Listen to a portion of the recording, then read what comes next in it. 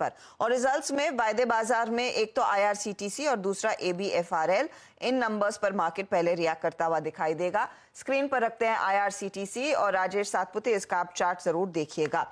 IRCTC के case में हुआ क्या है? मुनाफा आया है 2% बढ़कर 284 करोड़ के करीब।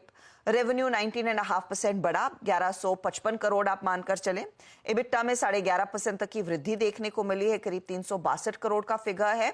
मार्जिन्स कुछ कॉन्ट्रैक्ट हुए हैं। आईआरसीटीसी के केस में आपको वो ब्रेकडाउन देखना है कि सेगमेंटल परफॉर्मेंस कैसा था। केटरिंग में कितने पैसे बने, टिकटिंग में कितने पैसे बने। तो टिकटिंग बिजनेस में रेवेन्यू इनका करीब 16% बढ़कर आया है, इबिट्टा 5.5% बढ़ा। टिकटिंग साइड पर मार्जिन्स बेहतर हुए हैं, करीब 8% का इजाफा मार्जिन्स में देखने को मिला है। केटरिंग का ब्रेकडाउन अगर आप देखेंगे तो रेवेन्यू बढ़ा जरूर है 34%, लेकिन इबिट्टा और मार्जिन्स यानी कि ऑपरेशनली केटरिंग में पिकअप नहीं देखने को मिला है। इसीलिए हम पहले कह रहे थे कि थोड़ा सा मिक्स्ड बैग परफॉर्मेंस है। राजेश जी, चार्ट्स पर आप बताइए आईआरसीटीसी, क्योंकि पिछले कुछ ट्रेडिंग सेशंस में हमने वॉच किया है, चर्चा की है, नंबर्स ओके हैं, ऐसा कुछ ग्रेट नहीं। वो 1083 पर कल का क्लोज क्या हो सकता है आज?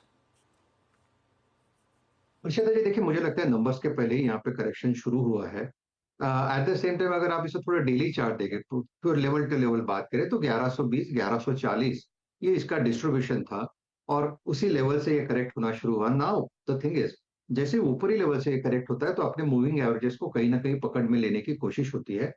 दो मूविंग एवरेजेस पे ध्यान रहेगा, एक होगा 1060 का, जो इसका आप कह सकते हैं कि 20 डीएमए है, लेकिन मुझे लगता है 1060 इनिशियल टूटेगा, प्रोबेबली 1020 1030 इस लेवल के आसपास, जो इसका 50 डीएमए है, मुझे लगता है इस लेवल के आसपास अगर सीधा खुलता है तो चांसेस है कि शॉर्ट्स कवर हो गए। तो मैं इतना तो डेफिनेटली कह सकता हूँ कि शॉर्ट ना करे।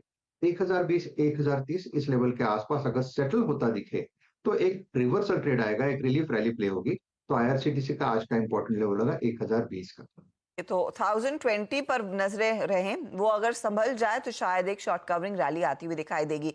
धर्मेश, नंबर्स पर आपका कॉल क्या रहेगा? आईआरसीटीसी बहुत हाइप था, लेकिन उसके बाद बाकी सभी रेलवे कंपनियों में खूब पैसा बना, ये ओके परफॉर्मर रहा।